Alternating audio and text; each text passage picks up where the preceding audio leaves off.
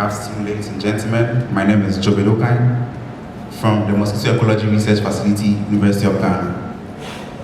Since Monday, we've been talking about the engineering to genetic-derived technologies. However, my presentation today will talk about the ecology that could support this technology.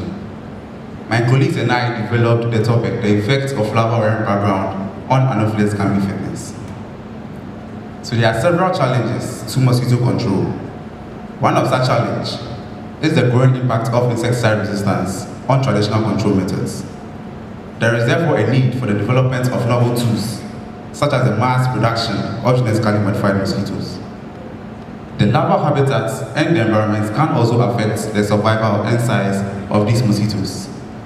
This is why when faced with a difference in habitat suitability for the development of the immature stages of the anopheles gambiae, the female mosquito will always opt for the habitats that offers the best chance of survival for the forthcoming generations.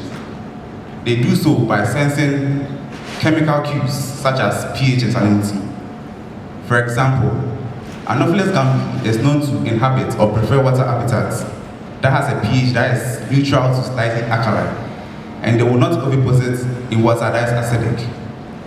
They also make use of physical cues such as the color of their breeding background. Again, anopheles gambiae is known to prefer habitats that is dark, mainly to shield their offspring from predation. These gene-derived technologies could involve the mass production of mosquitoes. And since most insect trees either use a dark or pale larval background color to raise these mosquitoes, understanding how larval background affects the fitness of mosquito will improve the efficiency in mass production. So to understand this, we ask the question, can wearing background impact the survival and fitness of anopheles gambiae?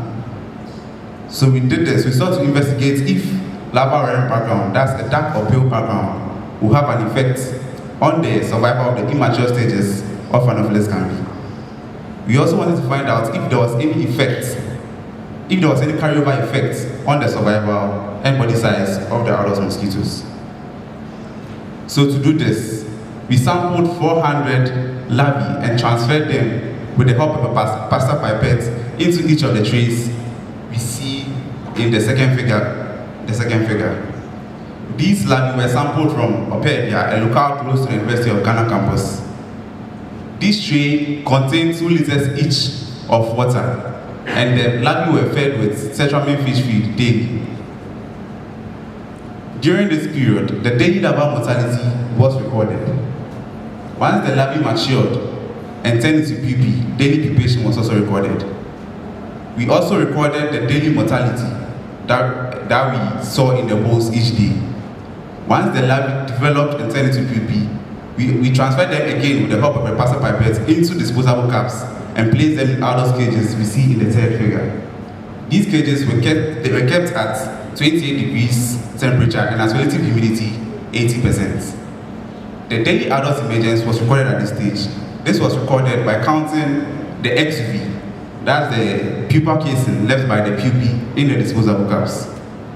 When the adults emerged, they were fed with 10% sugar solution. It was administered by dipping cotton wool in the sugar solution and placing them on top of the cages, as you can see in the third figure. The daily adult mortality was also recorded at this stage. For the adult wing measurements, we aspirated 80 individual mosquitoes and plugged both sides of their wings and measured them with the help of the Leica microscope and software. The measurement was done from the tip to the distal end of the ulnar notch, and the means were found.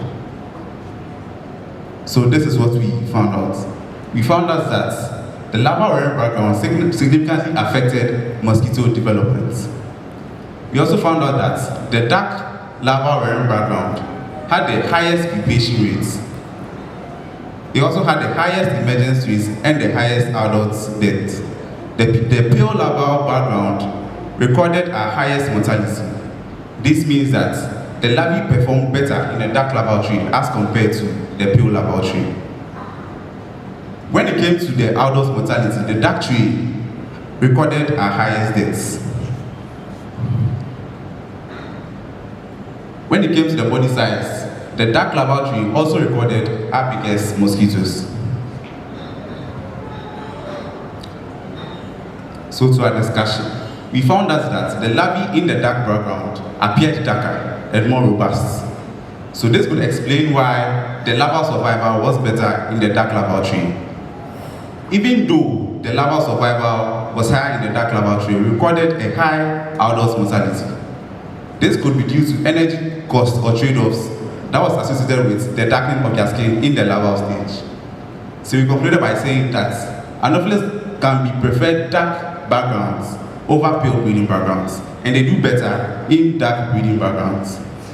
There are currently ongoing studies to determine if there's a link between mortality and fecundity, to determine if the high mortality we recorded in the dark larval tray correlates with high fecundity in a trade-off between lifespan and reproduction. Thank you for your audience.